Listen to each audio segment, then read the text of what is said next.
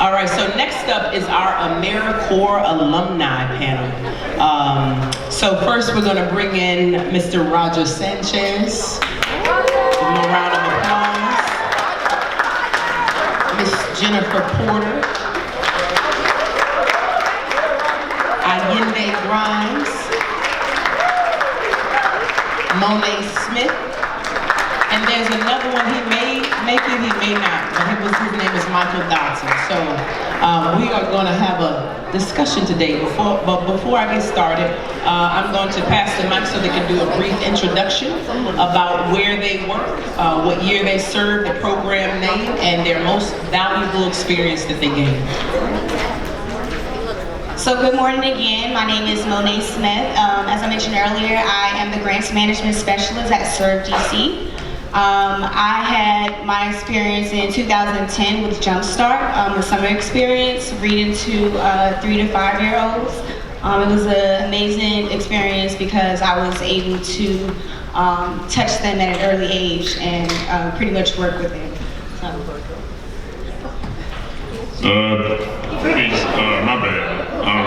Peace and blessings. My name is Allende Grimes. I'm from Southeast. When I did, I was a part of Americorps Public Allies in 2016. Hey, Public Allies in the building. Hey, who is that, yo? Hey, yeah. Oh, not bad, y'all. Yeah. So again, I served at Public Allies for 2 years. At Critical Exposure. Critical Exposure uses photography with high school students to tackle social issues and document them. With that documentation, young people use those photos and the stories to argue for changes in their school and changes in their community. To say what the most valuable experience I had is an incredible question for 9:45 in the morning. But I would say, I guess the network of people that I could trust to have my best interests at heart. To this day, I have a bunch of co-allies and co-workers who still call me and check up on me, and so I just value the friendship and the locality of it all. Bless. Good morning, everyone. Good morning. My name is Jennifer Porter. I'm so excited to be here this morning. I'm fired up. I'm excited to meet you all. So I did the Americorps Caring Counts program in 2009 to 2010. The Caring Counts program is an initiative that focuses on HIV advocacy and sexual health education. I was actually commissioned at Children's National Health System, which is the pediatric hospital here in DC, and was able to translate my commission into a career, and I've been there for 9 years. Wow. So looking forward to talking to you all about transitioning from Corps member into career life. I would definitely, it would be difficult to talk about the most impactful part of my experience, but I can definitely say that servants and having a heart of a servant truly is the highest form of being human. And so all of us are really living in the highest form of our being. And so just being able to serve others was an amazing experience. Good morning, everyone. My name is Roger Sanchez. I work for the Mayor's Office on Nightlife and Culture. I did my Americorps year in 2015 at the Latin America Youth Center. And I did it under the program education, college access. I was a college advisor at 3 different high schools in DC. Most impactful, I would have to say the relationships I built with my youth and co-workers.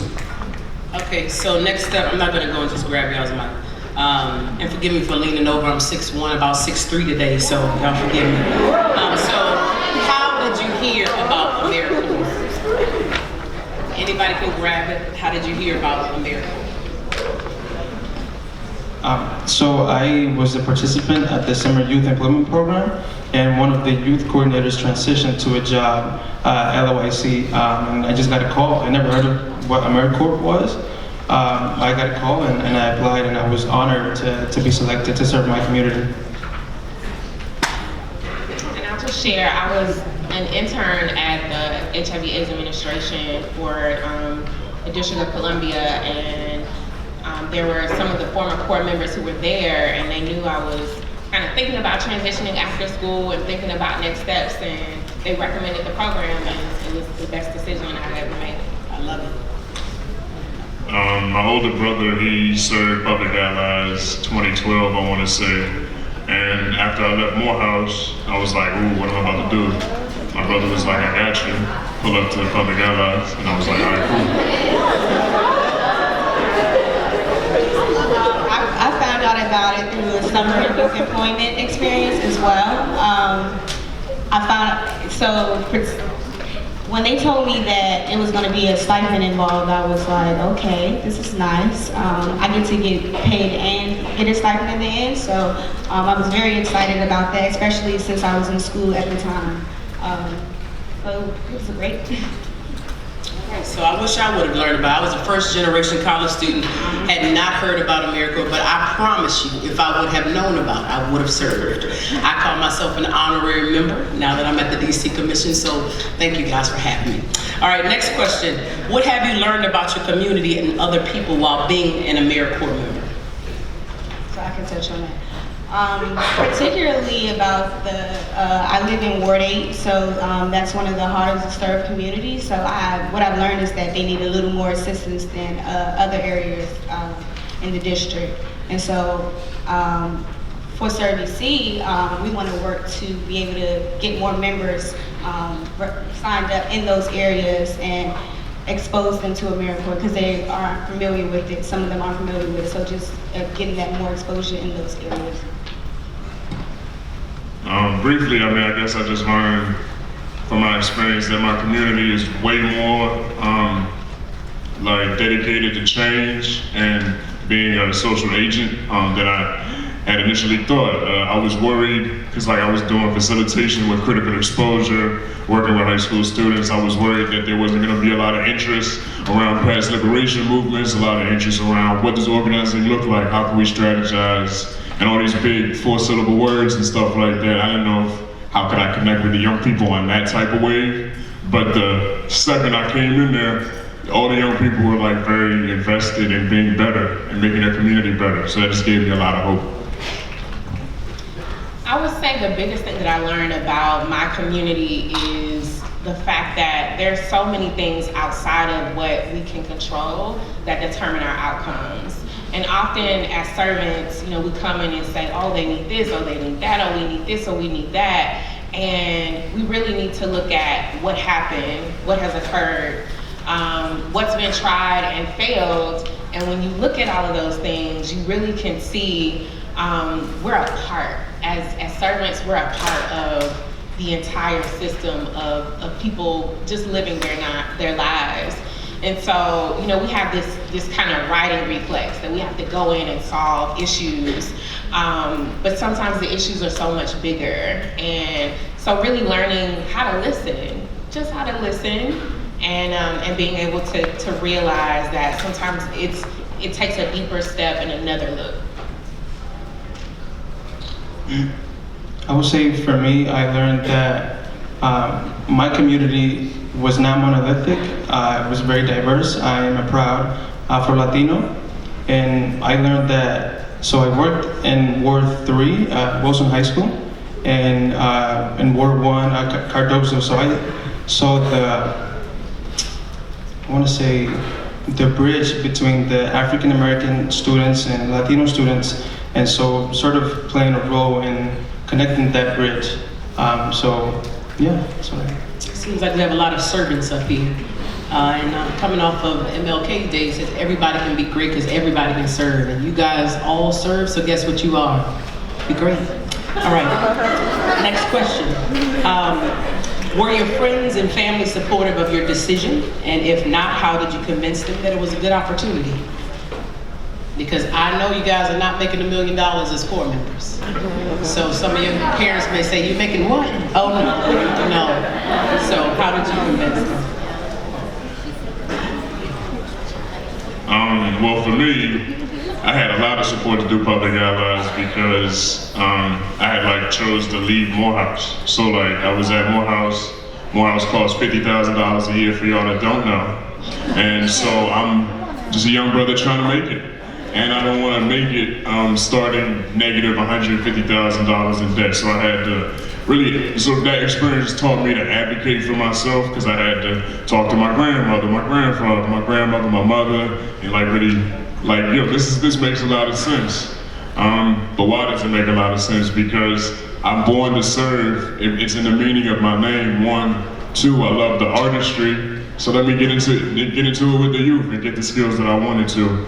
And so after I was able to advocate for myself, I was able to get some support. And then I found out that advocacy is what we do as servants. And I was like, wow, that's kind of dope how like God did all that.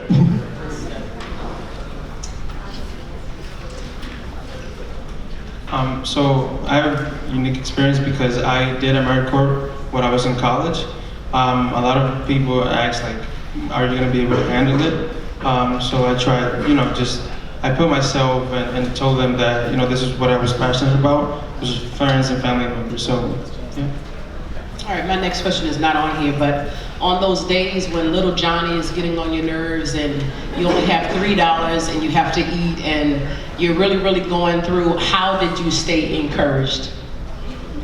Because I'm sure some of y'all out here, you may not have $3, you have 8. Just kidding. How do you stay encouraged?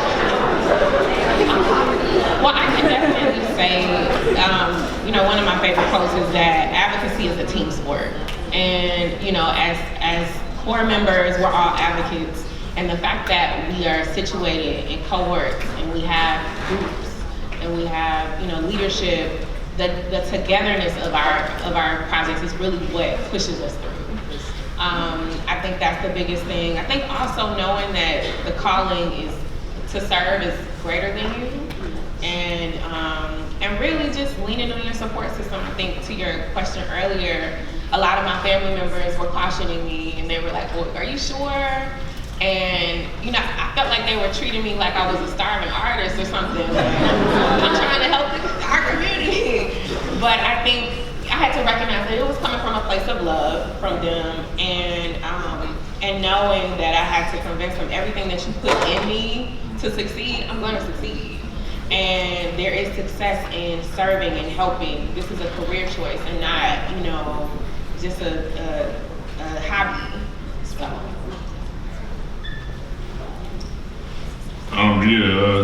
I guess I take it back to Paulo Freire talking about making 3 assumptions. Everybody can teach, everybody can learn, and everybody has knowledge to share. And so when I keep that in the forefront of my mind, whenever I'm frustrated, I just remember that life is all a journey, and that I don't have all the answers, they don't have all the answers, and that is okay, and that I don't have to have everything in control right now. So if I'm getting cursed out by a young person because we're on a retreat and they're doing something they're not supposed to do, and I gotta be it's okay because I'm learning how to deal in that moment and how to manage my emotions, but also support them in that moment.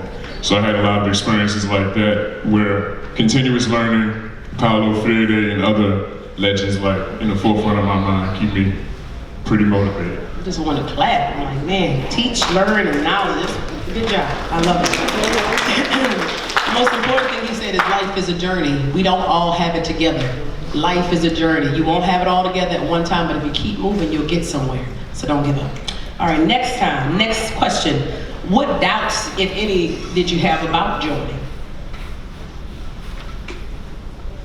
Go ahead. Nobody would hire me after I finished. I was like worried I wouldn't get the skills, or I wouldn't learn what I needed to learn to like get hired. I mean, I guess that was one doubt I had because I didn't have a degree, but I would have a certification. So I was like doubting like the weight of that as opposed to a degree. Also, just like poverty, like living in like the fear of not being able to financially hold myself stable if this is the path of service that I'm gonna go down. Cause like, I could talk forever, but yeah. Yeah, and let me tell you, he said something, money, Do not chase money. I want to tell y'all that. Follow your passion and the money will come. One of my mentors told me that, and that right there has taken me far. When I got out of college, let me tell y'all what my goal was, and don't y'all laugh. I said, I'm gonna get out of college, I'm gonna make $60,000. Then I moved to DC, and let me tell you, reality. But I'm just saying that, but I just wanna let you guys, do not chase money. You all are gifted with various gifts and talent. If you operate and walk in your gift, the money will come. Just keep doing what you were created to do. Life will take care of the rest. All right, next up. How do you stay connected with your Corps members? That's why I always wanted to be an Americorps member, because you guys, I don't care where you are, you guys stay connected. It's one of the most powerful networks that there is. So make sure that you guys are staying connected to the people that are with you. But how do you stay connected to your members? Snapchat and Instagram. Snapchat. My Americorps members, we have a reunion every couple of years. Fancy. We do lunch, brunch every now and then. We really are a family. So during our commission year, so the Caring Counts program, they have a house, so we live together. It was intense. It was definitely like a real world experience, and we just became a family. And so, one of my members is from Minnesota, Wisconsin, West Virginia, and it was a bunch of different cultures coming together, and we definitely, it was like a social experiment.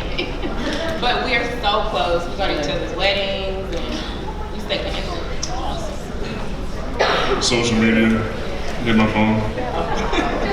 Same for me as well. Okay, next question. What was one of your favorite service projects? Your favorite service projects? One of my favorites would be the Toys for Tots events that we do, just because it's like you building connections with those families when you meet them, and I just love seeing the smiles on kids' faces or their family faces, because we took a burden off their shoulder by being able to give them something that they weren't able to have for their family. So that's one of my favorites. Toys for Tots. In Public Allies, we had to do a team service project, so every team had to just create something and do it for the city. And so my team, we went to DC General Hospital, DC General, and with Playtime Project, and put on a show for the young people there. So poetry, live instrumentation, some comedy, and some dance steps, and all the young people, they were like very like elementary school students. So like very adorable. So our team project as well, we had a year to complete it. We basically brought HIV testing into DC public libraries, and at the time, the leadership felt like the libraries was a safe space, and that bringing those kind of services into the library was something that was kind of,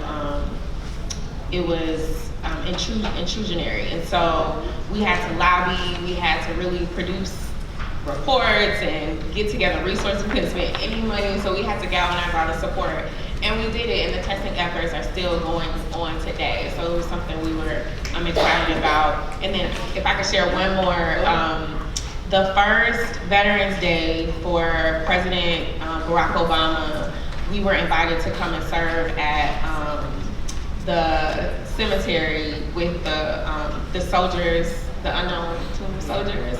And it was such an honor to be there, and the fact that they invited Americorps. As Americorps members, you all will have amazing opportunities, especially Americorps members in this area, to do service and to have opportunities to do things like that. So that was a huge honor for us. Speaking of experiences, when I was during my year, we got invited to the White House, the White House lawn. It was the 20th anniversary of Americorps, and we got to meet President Obama and Bill Clinton. Forgot to call me. All right, so those are the questions that I have. What I want to do now, do any of you all, any members in the audience have a question for our alumni panel, or for me, or whatever? Anybody have any questions? Come on up. Oh, wow. I can come come to you. I'll come to you. Wow, okay. Oh, she's coming We're up. gonna See, be that's why I love Americorps members. You guys just step up and get things done. Get things done.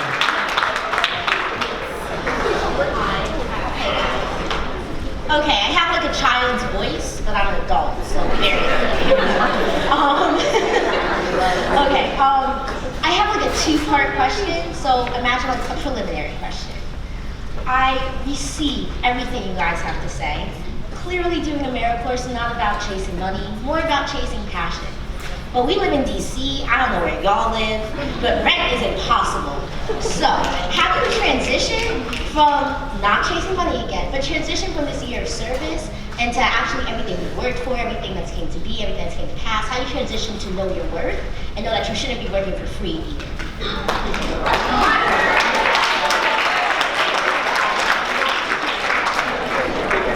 I can definitely say, and and for those who sign up for the workshop this afternoon, we're gonna go into depth, but all of the skills that you're developing now are transferable skills that transfer into the corporate world as well as the nonprofit world. It's really all how you communicate and package those things. My resume coming out of Americorps, I was not an entry-level career person coming straight out of school. I had a suite of leadership, executive leadership, because I was doing projects and leading them on my own. I had management experience because I was working with my team and leading within my team. So it's really how you communicate those things, but also the network that you're building and connecting with the community and serving. They know where affordable housing is. They know where resources are. So really being able to really dig deep into those relationships. That was what worked for me. In addition to relying and believing in the people who believe in you, I would say like pay yourself first. You feel me? So like whenever you get paid, what I do, it actually worked really cool. I would suggest this saving method for people. If you separate your check, if you did public allies, you get 600. So like, if you separate the check into like thirds, say 2/3, and just live or do whatever off the first third. If you allow that first third to like carry over every pay period and keep doing the 2/3 in the bank, then your spending money will like grow and grow and grow. So like, I don't know, that's something that I did. But mainly, like just believing in yourself that you can like work wherever you really want to work. Just like it's just you in a room with whoever can say you're hired or not. If you can get in a room with that person, just believe that you can get them to hire you. You know, that worked for me. I think just to briefly add to that, I've been in public service basically all my life. And when people see that I've been an Americorps member, they see my worth. So I've been lucky that they know what it takes. So. Okay, so now you guys got the preliminary question, the real question. Alright, you ready? Now that we're halfway through our year of service, more or less, okay, some of us might be feeling like there's a lot of challenges or roadblocks, or just feel our organization might not be as sustainable as we thought it was. So how do we compound the real life problems that are happening at our organizations and even more directly in our communities? How do we compound those to make sure that we're not exacerbating the problem, that we're actually providing relief towards it, so not repeating those same problems in the future? So as personal people and as an organization, as a worker, how do we make sure that what we're doing is actually effective?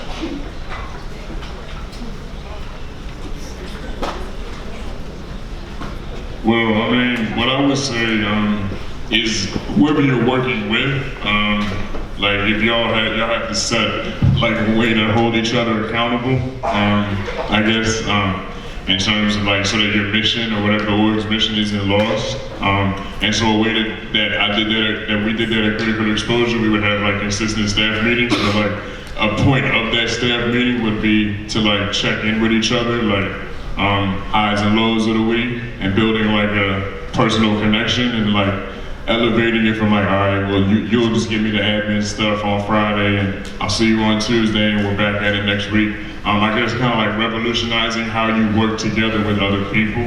But I guess that starts with really just like checking in and humanizing your coworkers, I guess, staff outings, or like cohort outings. Just I guess trying to be as social as possible to help me kind of keep the mission, or like keep the faith that like I can trust that my coworkers about whatever our mission is, whatever our vision is. But yeah, that's definitely a roller coaster, and it's not gonna work like one way all the time. You feel me? It's an evolutionary process. What you got? Anybody else have a question? I have a question. Come on, the back. I'm telling you, the back is on point today. Honestly, you can hear me without the microphone. Okay. So how do you? I'm not from here. I'm from Detroit, and so I went to Howard. You know Howard's a bubble, and I went to you know.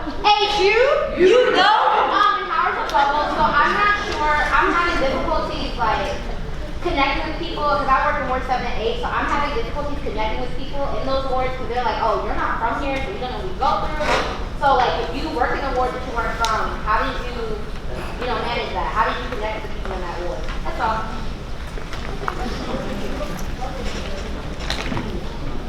So I can definitely speak to that. I grew up in Ferguson, Missouri, and Midwest. Ferguson, Missouri, like Mike Brown Ferguson? Like Mike Brown. Oh my God. Right, and I can say Ferguson now because you all know what Ferguson is because of that. And before, I'm like, I'm from St. Louis County area, but now you know that because of what happened. I think wherever you grew up, even if you lived on, the side of town where, your parents and your grandparents are affluent, there's service that is needed everywhere you live. And everyone has some level of conflict. Everyone has something that they're going through. Everyone has a struggle.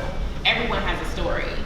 So I think that there's a lot of shaming that happens in service. And we have to just cut that out. Like, we have to really work against that. I think because there's so much oppression that has happened in the District of Columbia, and because of the situational, where people don't feel like they're represented or they don't feel like they're heard, a lot of times we have to just have a seat and have a conversation about the fact that we all want the same thing and we're all on the same team. And I think that's from the community side, and from our side, we have to realize that community-based programs are the best programs, not community-placed. We can't come in and say, this community needs this, we did this study, we looked at this research, and this is what you need. Communities already have leaders, they already have resources, and they already have strengths. And we have to work with the community and ask them what they need. Who are their leaders? What are their resources? And then we have to take their lead and work with them to serve them, and not tell them what we want them to do and tell them how we think they should do it.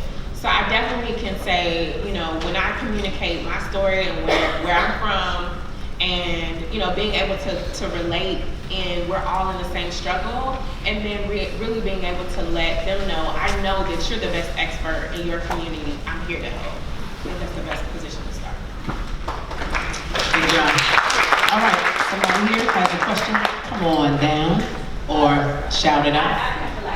Okay. So it's the second half of the year. The kids get more breaks than we do. So how did you guys stay energized and ready for that second half of the year? I personally work with second and K3 and K4, so they definitely have way more energy than I do, and I wish I could bottle it and use it for real. So how did you guys stay energized and ready to tackle that second half of the year and just come to wherever you work, if you work in the school building, if you work in the community, and be that, glow for your kids? So for me, it was a matter of just setting the time aside, that free time for yourself. I'm really big on self-care. I think self-care is important because if you aren't able to operate, how can you help someone else? So whatever that is for you, getting your nails done, massage, or just reading, whatever it is that excites you, like just taking that time and setting it aside for yourself. Not even being out with your friends or anything like that, just resting up, I mean, I didn't deal with a lot of third grade. I dealt with a lot of seniors. So like second semester seniors who were already accepted into college or accepted into the training program that they were gonna do. So I guess like how I kept bringing the energy, I would just reiterate like the self-care moment. Like I'd take like 10, 15 minutes before class to kind of, I guess, get in the zone. In the zone to be like cursed out. Like, in the zone to like, you know what I mean? Like just to like not blow up, like not to reflect that energy, you know what I mean? Just to remember that I am not the authority in the room per se, but I am the one who they are looking to and confiding in that we are all going to be okay. So if that's not the authority, whatever. But yeah, just believing that taking some meditation time for yourself, but also like mad games. I would just suggest having some icebreakers or like just like maybe some like Uno or like spades, just on deck. You feel like just be prepared. If it gets out of hand, you can still have it in hand. You feel me? And guys, make sure you're taking care of yourself because a lot of people are, especially in DC, everybody's on the go, go, go, go, accomplish your dreams, this and that. And you'll get so caught up in doing that you neglect yourself.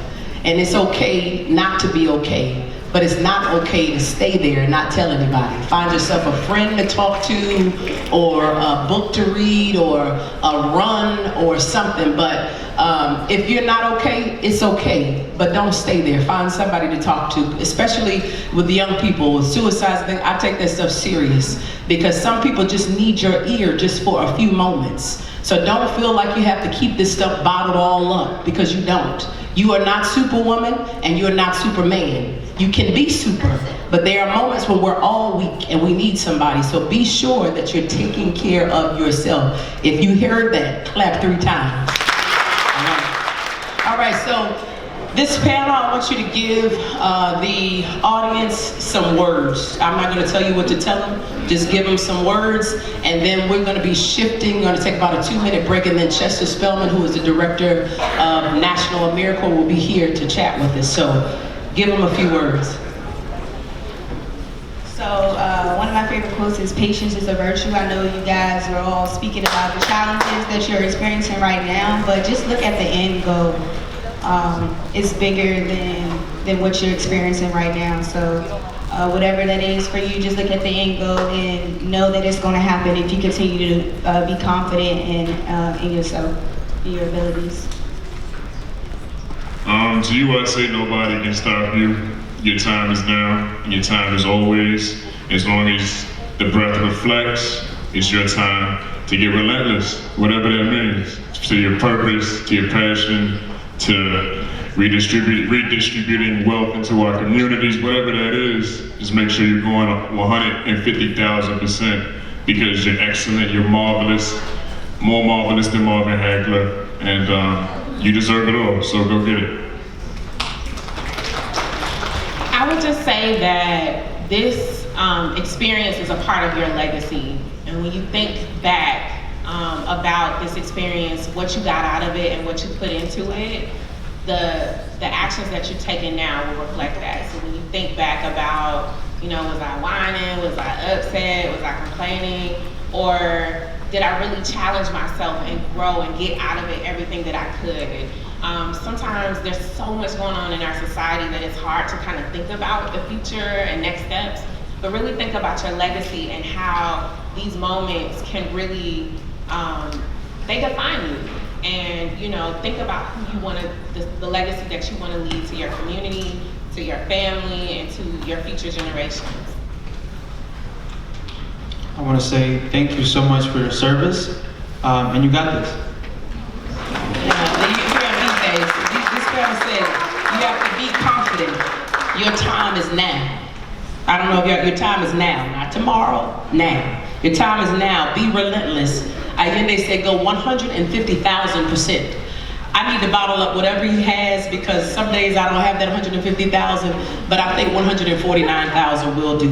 And lastly, what she said, think about your legacy to your community, to your family, and to your future. So when you think about giving up, think about that. You guys are absolutely amazing. You guys get things done in your communities.